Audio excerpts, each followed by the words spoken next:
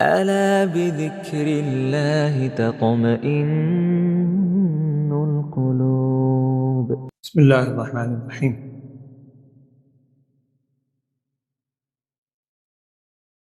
قرآن پاک میں آج بھی آپ نے چند صورتیں تقریباً مکمل سنی الحمدللہ۔ سورہ صاد سے آج آغاز ہوا تھا، سورہ صاد، سورہ زمر، اس کے بعد سورہ مؤمن، سورہ مومنون ہے جو پہلے آپ نے سنی 18ویں پارے کے آغاز میں۔ یہ ہے سورہ مؤمن، جس میں حضرت موسیٰ علیہ السلام کے واقعے کا ذکر ہے۔ ایک بندہ مومن آیا تھا موسیٰ علیہ السلام کو بتلانے کے لیے کیا شان ہے اس کی، کہ جس کو قرآن نے باقاعدہ اس کے نام پر صورت ہے، نام تو ذکر نہیں ہے، اس مومن کا ذکر ہے جو موسیٰ علیہ السلام کو بتلانے کے لیے دور سے بھاگتا ہوا آیا تھا۔ وقال رجل مؤمن من آل فرعون، دور سے بھاگتا ہوا آیا، تو وہ سورہ ان کے نام پر سورہ مؤمن ہے۔ کل کی منزل میں جو ہم نے صورتیں پڑھی تھی، ایک بات میں نے اس حوالے سے عرض کرنی ہے، آج سورہ زمر کے حوالے سے آئے گی انشاءاللہ۔ کل ایک تو ہم نے سورہ فاطر کے اندر جو الفاظ سنے تھے وہ بھی ذرا ذہن میں رکھیے گا۔ سارے ہی قرآن کے الفاظ اللہ کا کلام ہے، ہر آیت ہمیں جھنجھوڑتی ہے، ہمیں اپنی طرف متوجہ کرتی ہے۔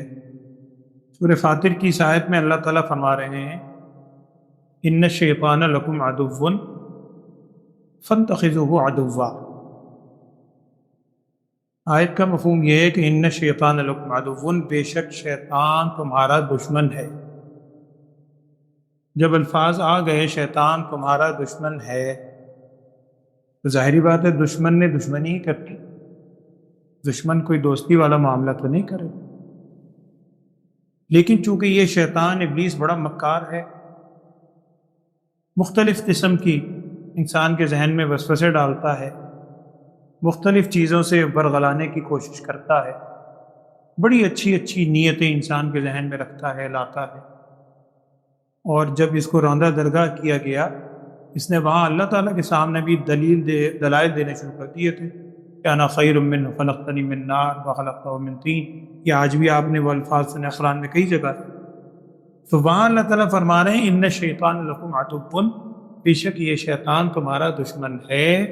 آگے فرمایا فاتخذوہ عدوا، اس کو تم دشمن ہی بنانا، یعنی ایک دفعہ ذکر کر کے پھر تاکید کی ہے، کبھی خیر خواہ نہیں ہو سکتا، یہ دشمن ہی رہے گا، یہ تو کبھی خیر خواہی نہیں کر سکتا۔ وہ ایک واقعہ کتابوں میں لکھا ہے، وہ حدیث کا تو ظاہری بات واقعہ نہیں ہے، بات کا واقعہ، واللہ اعلم سچائی ہے، کتابوں میں بھی درج ہے، اساتذہ سے بھی ہم نے وہ واقعہ سنا ہے۔ وہ فرمانے لگے کہ ایک بزرگ تھے، ان کے پاس شیطان بالکل اخیر وقت پہ، بعض کہتے ہیں امام رازی رحمۃ اللہ علیہ تھے، امام فخر الدین رازی، بہت مشہور مفسر بھی گزرے ہیں، تفسیر کبیر بڑی ان کی، مفاتیح الغیب مشہور تفسیر، یا اور کوئی بزرگ تھے، اخیر وقت تھا ان کا، تو شیطان ان کے پاس ورغلانے کے لیے، چونکہ اللہ بچائے، حدیث میں جو آپ صلی اللہ علیہ وسلم نے فرمایا نا انما الاعمال بالخواتیم، اعمال کا دار و مدار خاتمے پر ہے۔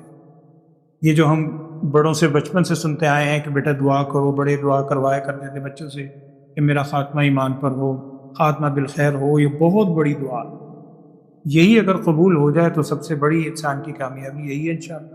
اللہ ہم سب کو بھی ایمان الخاتمہ خیر، ایمان کامل کے ساتھ نصیب فرمائے اللہم آمین۔ تو ان بزرگ کے پاس کہتے ہیں بالکل اخیر وقت میں ابلیس آیا، ایک بڑے بزرگ کی شکل اختیار کر،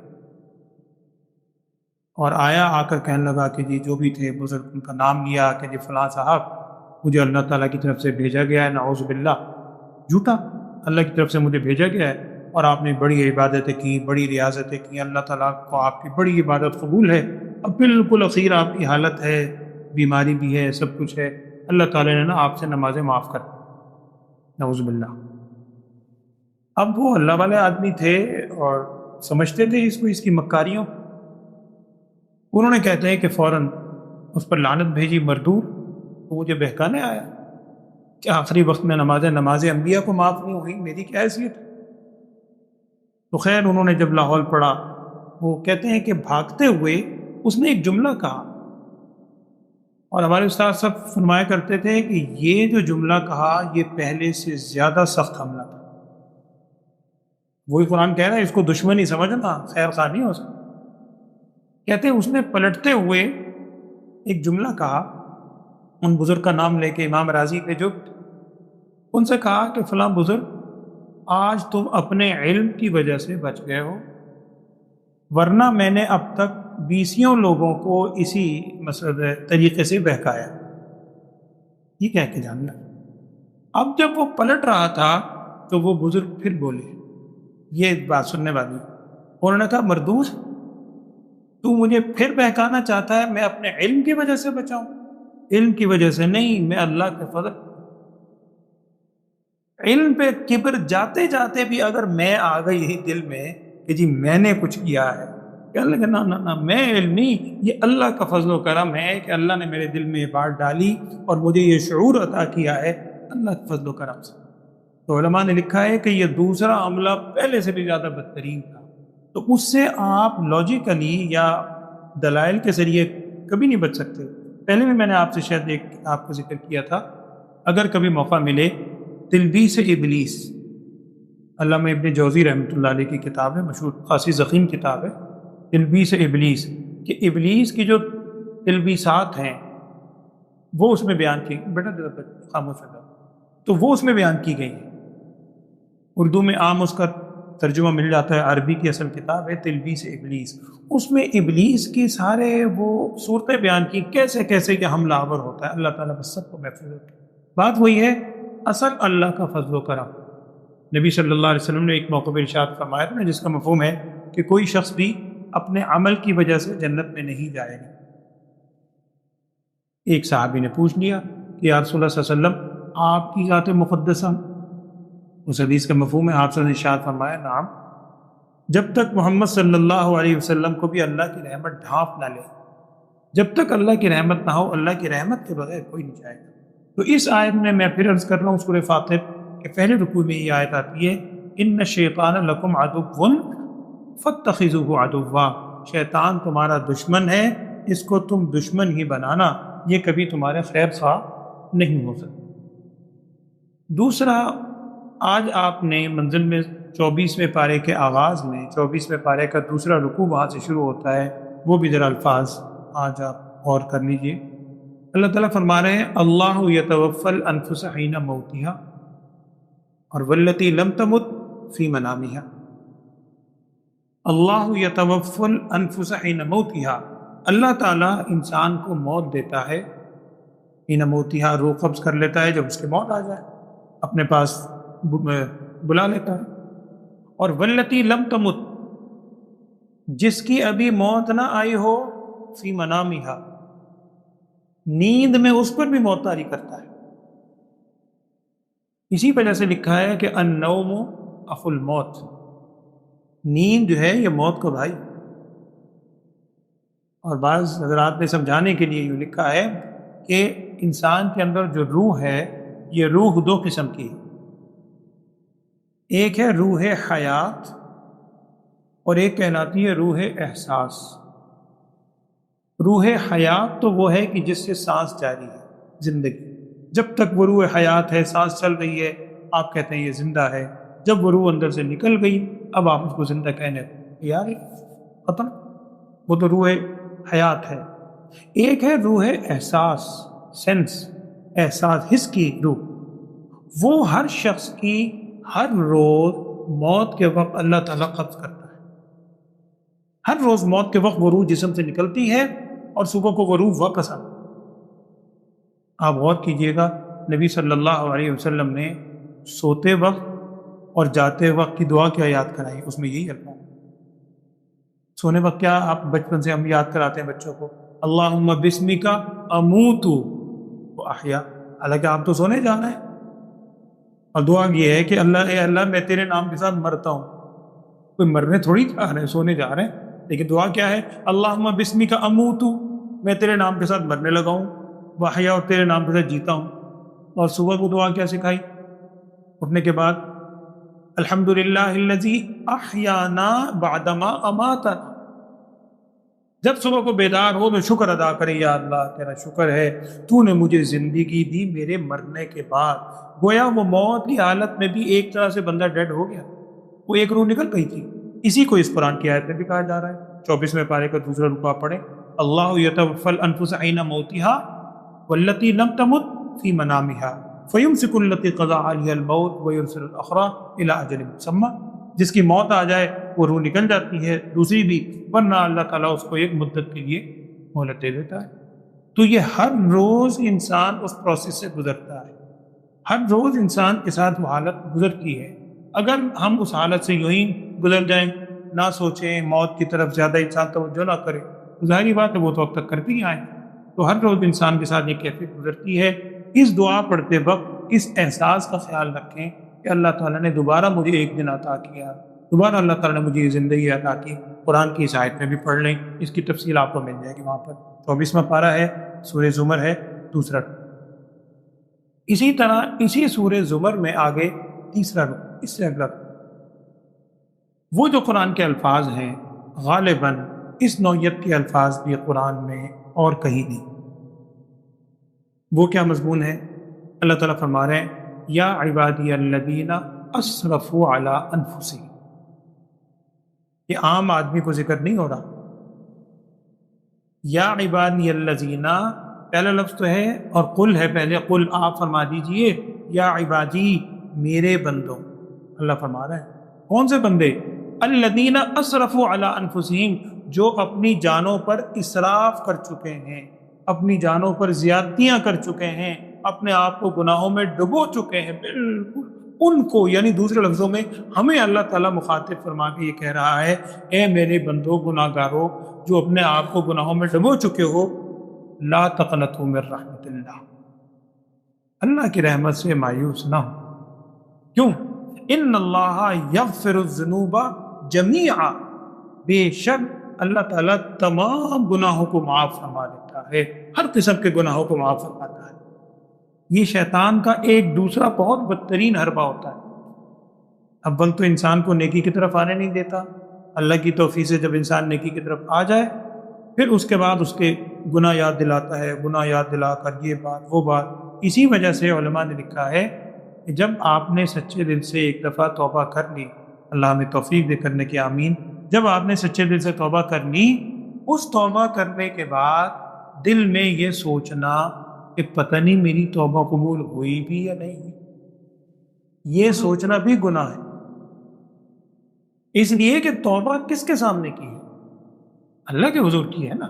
تو اللہ تعالیٰ کو آپ بندوں پر قیاس کیوں کرتے کہ بندے سے آپ نے معافی مانگی ہے تو چلے سوچ آ سکتی ہے کہ پتہ نہیں اس نے معاف کیا ہے کہ نہیں کیا، لیکن اللہ تعالیٰ تو خود فرما رہا ہے، یا عبادی الذین اسرفوا علی انفسہم، میرے وہ بندوں جو اپنی جانوں پر اسراف کر چکے ہو، اللہ کی رحمت سے کبھی نا امید نہ ہونا۔ ان اللہ یغفر الذنوب جمیعا، بے شک اللہ تعالیٰ تمام گناہوں کو معاف فرما دیتا ہے۔ ہاں، حدیث کے اندر اس کی پھر تفصیل ہے، ایک صورت ہے، ہم عام طور پر سمجھانے کے لیے کہتے ہیں کہ جناب یہ حقوق اللہ ہیں، یہ حقوق العباد ہیں، یہ اللہ کے حقوق ہیں، یہ بندوں کے حقوق ہیں، اور ہوتے ہیں یقیناً۔ اللہ تعالیٰ کا جو حق ہے وہ تو 100% امید کیا یقین رکھنی چاہیے اللہ تعالیٰ توبہ سے معاف فرما دے گا۔ توبہ سچی ہونی چاہیے، سچی توبہ کر لے اللہ کے حضور، امید کیا یقین ہے کہ اللہ تعالیٰ حقوق اللہ کے جو حقوق میں اگر کچھ کمیاں ہو گئی ہیں اللہ تعالیٰ معاف فرما دے۔ لیکن اگر بندوں کے حقوق ہیں، بندوں کے اگر حقوق ہیں تو یاد رکھیں، حدیث میں اس کی تفصیل ہے، وہ صرف توبہ سے معاف نہیں، اس کے لیے دو ہی صورتیں ہیں، ایک صورت دنیا میں ہے، ایک صورت آخرت۔ دنیا میں تو یہی ہے کہ یا آپ اس سے خود معافی مانگیں جس کی آپ نے زیادتی کی ہے، ہاں اگر وہ معاف کر دے خود پھر اللہ بھی معاف کرے، اور دوسرا اگر اس کا کوئی حق وغیرہ غصب کیا ہے خدا نہ خواستہ مالی طور پر اور کسی حوالے سے، وہ حق بھی ادا کرے اور اس سے معافی بھی مانگے، وہ معاف کر دے تو ٹھیک ہے پھر تو۔ لیکن اگر دنیا میں معافی بھی اس سے نہیں مانگی، خالی توبہ کرتے رہے، اس کا حق بھی ادا نہیں کیا، تو آخرت کے اندر جو صورت ہے وہ بہت ہی بدترین ہے، اللہ بچائے۔ حدیث میں نبی صلی اللہ علیہ وسلم نے ارشاد فرمایا، وہ حدیث میں مختصر عرض کر دیتا ہوں، آپ صلی اللہ علیہ وسلم نے ایک دفعہ صحابہ سے پوچھا کہ بتاؤ مفلس کسے کہتے ہیں؟ مفلس، مل مفلس، جو ہمارے ذہنوں میں وہی صحابہ کے ذہن میں آئے. انہوں نے کہا یا رسول اللہ صلی اللہ علیہ وسلم مفلس وہی ہے جس کے پاس درہم دینار مال و دولت نہ ہو. مفلس ہے افلاس والا ہے، غریب. رسول صلی اللہ علیہ وسلم نے ارشاد فرمایا کہ میری امت میں مفلس وہ نہیں ہے، یہ تو ایک چھوٹی سی تم سوچ رکھتے ہو. میری امت کا اصل مفلس وہ ہے کہ قیامت میں اللہ کے حضور آئے گا اور وہاں حدیث کا مفہوم ہے اس کے نامہ اعمال میں نیکیاں ہوں گی، بہت نیکیاں ہوں گی. اس کے نام حدیث کا مفہوم ہے بصلاۃ و زکوٰۃ و صدقۃ، نمازیں بھی ہوگی، صدقہ خیرات بھی ہوگا، زکوٰۃ بھی ہوگی، ساری نیکیاں ہوں گی. لیکن ان نیکیوں کے ساتھ ساتھ وہ اس حالت میں آئے گا کہ قد شتم ھذا، سفک دم ھذا و ضرب ھذا، کسی کا اس نے خون بہایا ہوگا، کسی کا مال دبایا ہوگا، کسی پر زیادتی کی ہوگی، کسی پر ظلم کیا ہوگا. یعنی بندوں کے حقوق کے حوالے سے اس نے بندوں کے حقوق بہت غصب کیے ہوں اور دنیا میں معافی نہیں مانگی ہوگی. اب آگے سنیں نبی صلی اللہ علیہ وسلم سوال کیا تھا کہ مفلس کسے کہتے ہیں. اب آپ صلی اللہ علیہ وسلم سمجھا رہے ہیں کہ ایک شخص قیامت میں آئے گا جس کے پاس نیکیاں بھی بہت ہوں گی لیکن ساتھ ساتھ یہ بندوں کے حقوق والے گناہ، حقوق العباد والے یہ بھی ہوں گے. اب وہ کون سا دن ہے؟ ہم کہتے ہیں مالک یوم الدین، روز جزا، روز جزا کا مالک ہے. اب وہ جو مظلوم آئے گا اللہ کی بارگاہ میں اور آ کے کہے گا اللہ آج انصاف کا دن ہے، مجھے انصاف دلایا جائے. آج کے بعد اب کہاں انصاف ملنا پھر؟ اللہ تعالیٰ کی طرف سے کہا جائے گا اچھا اللہ تعالیٰ کو تو علم ہے پہلے ہی، اب جتنی مقدار میں اس نے دوسرے کے حق غصب کیے ہوں گے اتنی مقدار میں اس کی نیکیاں اٹھا کر اس دوسرے کو دے دی جائیں. اللہ بچائے. گویا استغفر اللہ، نماز کی نیکیاں ایک لے کے چلے، جس کے حق غصب کی دوسرا آ جائے گا. زکوٰۃ کی نیکیاں دوسرا لے کے چلے، تیسرا آ گیا اگر تلاوت کی نیکیاں لے کے وہ چلا گیا. اور حدیث میں آگے بھی الفاظ ہیں، نبی صلی اللہ علیہ وسلم نے ارشاد فرمایا فَإِن فُنِيَتْ حَسَنَاتُهُ، اگر اس کی نیکیاں ختم ہو گئیں اور لوگوں کی ڈیمانڈ ابھی جاری ہے، ڈیمانڈ ایسے تو نہیں ہوگی، اللہ کی بارگاہ میں سچی ہوگی، لوگ ابھی آ رہے ہیں، پھر اللہ تعالیٰ کی طرف سے فیصلہ یہ ہوگا، اللہ تعالیٰ کی طرف سے کہا جائے گا کہ اس دوسرے کے گناہ اٹھا، اعوذ باللہ، وہ گناہ اٹھا کر اس کے نامہ اعمال میں ڈال دو، اس لیے کہ دنیا میں یہ معافی تلافی نہیں کر سکا. پھر نبی صلی اللہ علیہ وسلم نے ارشاد فرمایا یہ ہے سب سے بڑا مفلس.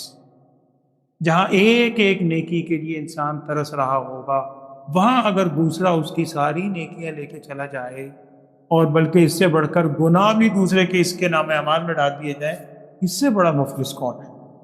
تو ابھی ہم اس دارالعمل میں ہیں، ابھی اللہ تعالیٰ نے ہمیں صحت و عافیت سے یہ پھر مہینہ عطا کر دیا، بار بار اللہ تعالیٰ موقع دیتا ہے، تو ابھی وقت ہے.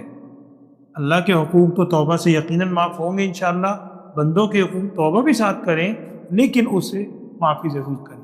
اور بعض حضرات نے سمجھانے کے لیے لکھا ہے، بعض سوال بھی ذہن میں آتا ہے کہ صاحب کسی کے ساتھ میں نے زیادتی کی تھی، حق غصب کیا، اب اس کا پتہ ہی نہیں کہاں.